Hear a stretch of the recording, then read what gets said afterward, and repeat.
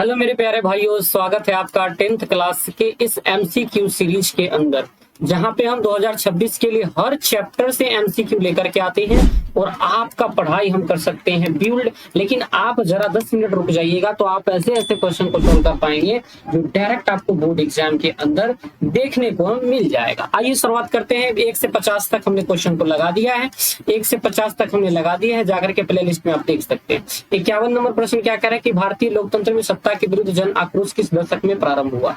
60 के दशक में, 70 के दशक में, 80 के दशक में, 90 के दशक में? बताओ इसका आंसर क्या होगा। तो आपको याद होगा 1970 के दशक में जन आक्रोश प्रारंभ हुआ था, इमरजेंसी वगैरह लगी थी। ये सारी चीज आपको पता होनी चाहिए। 2011 में भ्रष्टाचार के विरुद्ध आंदोलन का नेतृत्व किसने किया था? तो 2011 में भ्रष्टाचार के विरुद्ध आंदोलन का नेतृत्व किसने किया था? किरण बेदी ने, अन्ना हजारे ने, बाबा रामदेव ने, स्वामी अग्निवेश ने। तो ये किया था अन्ना हजारे ने। किसने किया था? अन्ना हजारे ने किया था। अन्ना हजारे ने किया था 2011 के अंदर। चलिए अगला प्रश्न पे आपको हम ले चलते हैं। 52 के बाद हमारा 53 कह रहा है कि बिहार में छात्र आंदोलन का नेतृत्व। जब भी छात्र आंदोलन आ जाए तो आपको एक ही चीज याद रखना है, जयप्रकाश नारायण। इधर उधर की कोई बात याद आपको रखना ही नहीं है। अगला प्रश्न पे लगते निम्नलिखित में कौन बिहार के महान दलित नेता थे? तो बिहार के महान दलित नेता की जब बात किया जाता है तो बिहार के महान दलित नेता जगजीवन राम थे। दलित नेता बिहार में जब बात किया जाए, मध्य प्रदेश के थे भीमराव अम्बेडकर।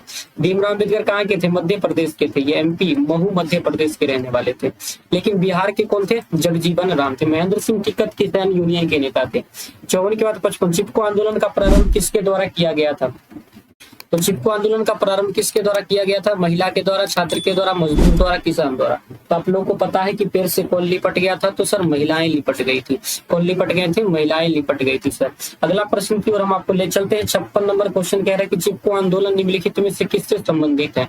तो पेड़ को बचाने से, आर्थिक शोषण की मुक्ति से, शराबखोरी के विरुद्ध आवाज से, कांग्रेस पार्टी के विरुद्ध से। अरे भाई कांग्रेस पार्टी के विरुद्ध क्या मतलब चिपको आंदोलन बन रहा है? चिपको आंदोलन का मेन उद्देश्य था पेड़ को बचाना। चिपको आंदोलन का मेन उद्देश्य कहीं ना कहीं था पेड़ को बचाना। 56 के बाद आपको 57 पे हम ले चलते हैं। कह रहा चिपको आंदोलन का नेतृत्व किसने किया था? तो चंडी प्रसाद भट्ट ने, सुंदरलाल बहुगुणा, महेंद्र सिंह टिकैत।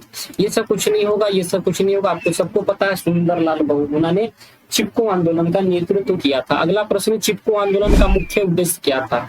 देखिए चिपको आंदोलन इसलिए लाया गया था ताकि पेड़ को बचाया जा सके, और पेड़ बचाया जाएगा तो पर्यावरण की क्या होगी? सुरक्षा होगी। पर्यावरण की सुरक्षा की दृष्टि से इसे लाया गया था। तो ऑप्शन ए आपका सही हो जाएगा। 58 के बाद चलते हैं डायरेक्ट 59 के नंबर क्वेश्चन पे। 59 नंबर पर कह रहा है कि चिपको आंदोलन की शुरुआत किस राज्य में हुई थी?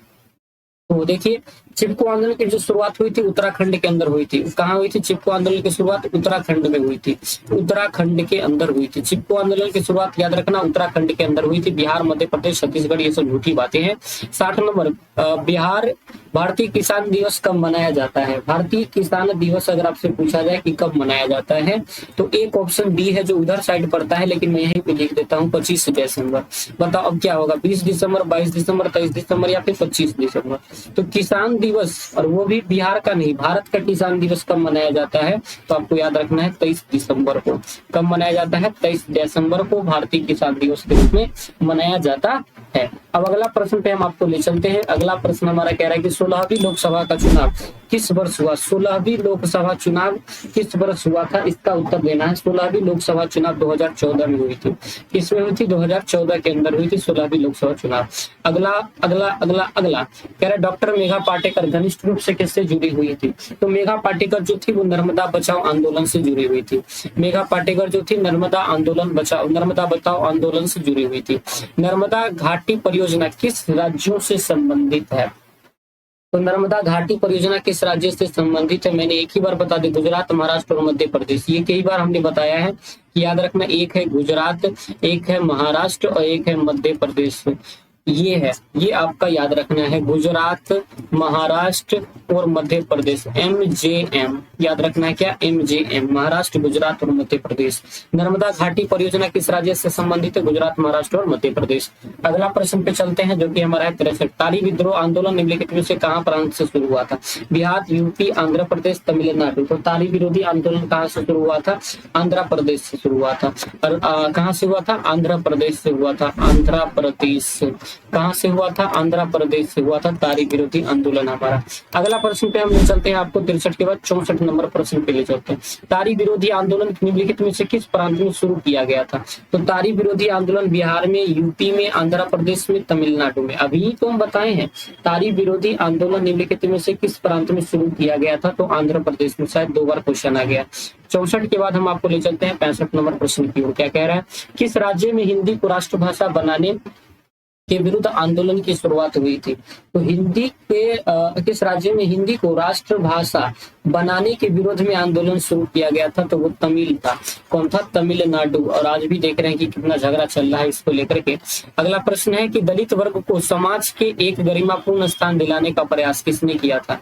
तो नो डाउट कि गांधी ने भी किया था, जवाहर ने भी किया था, राजेंद्र बाबू ने भी किया था, लेकिन जो योगदान भीमराव अम्बेडकर का था वो अग्रिम था। और इन चारों में अगर चुनना पड़े तो भीमराव अम्बेडकर को चुना जाएगा। इनमें से सभी रहता तो बात बनती थी। दलित पैंथर्स नामक संगठन किस राज्य में हुआ?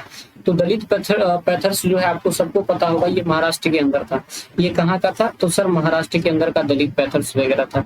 चलिए 68 नंबर क्वेश्चन 68 पे हम चलते हैं। भारत में हुए 1977 के आम चुनाव में किस पार्टी को बहुमत मिला था?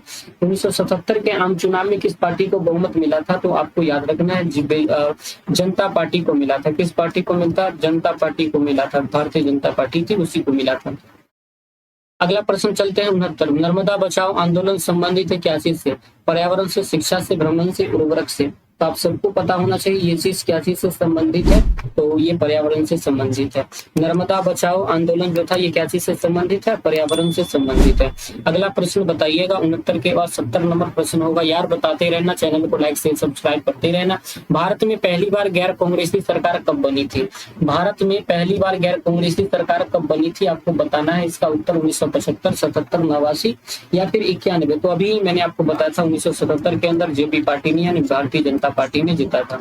अगला प्रश्न है कि लोकसभा के निर्वाचन हेतु कुल सीटों की संख्या कितनी है? तो हमारे यहाँ लोकसभा के निर्वाचन हेतु 543 सीट से कितनी है? 543 सीट है, जिसमें 2 को हटा करके 545, 2 अब छोड़ दिया गया। हम लोग जब लाएंगे तो मिला लेंगे। बिहार में जयप्रकाश नारायण के नेतृत्व में आंदोलन कब हुआ था? तो जयप्रकाश नारायण के नेतृत्व में आंदोलन कब हुआ था? 1974 को हुआ था। 1974 को हुआ था। जयप्रकाश नारायण के नेतृत्व में आंदोलन 1974 को हुआ था। चिपको आंदोलन निम्नलिखित में से किससे संबंधित नहीं है? तो चिपको आंदोलन किससे संबंधित नहीं है? तो कांग्रेस पार्टी के विरोध से संबंधित नहीं है। ये कांग्रेस पार्टी का कोई मतलब नहीं। अंगूर के पेड़ से आर्थिक शोषण, शराब मुक्ति से, ये सारा चीज से संबंधित है। तो इसका आंसर क्या होना चाहिए? 63 का डी। दलित पैंथर्स कार्यक्रम निम्नलिखित में से कौन संबंधित नहीं है? दलित पैंथर्स से कौन सा चीज संबंधित नहीं है? दलित सेना का गठन करना, गरीबी उन्मूलन की उन्नति करना, गरीबी किसानों की उन्नति करना, जाति प्रथा का उन्मूलन करना, ये ठीक है, ये ठीक है। औद्योगिक मजदूरों के शोषण, ये भी तो ठीक ही लग रहा है, शोषण से मुक्ति। लेकिन दलित पैंथर्स में कौन संबंधित नहीं है? तो ए के साथ हम ज्यादा प्रेफर हो सकती हैं। चलिए अब क्वेश्चन नंबर लास्ट चलते हैं 75, जो आज का लास्ट क्वेश्चन है। राष्ट्रीय पुनर्वास नीति कब लागू की गई थी? राष्ट्रीय पुनर्वास नीति कब लागू किया गया था? तो याद रखना डायरेक्ट 2003 के अंदर।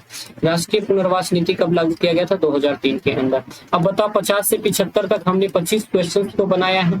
25 क्वेश्चन में आपको कितने सही हुए हैं और कितने गलत हुए हैं, ये दोनों बात आपको बताने हैं। मेरे प्यारे भाइयों, चैनल को लाइक से सब्सक्राइब कर देना। छोटी सी मदद आपसे हमें मिल जाएगी। भगवान आपका भला करेंगे। Thank you very much.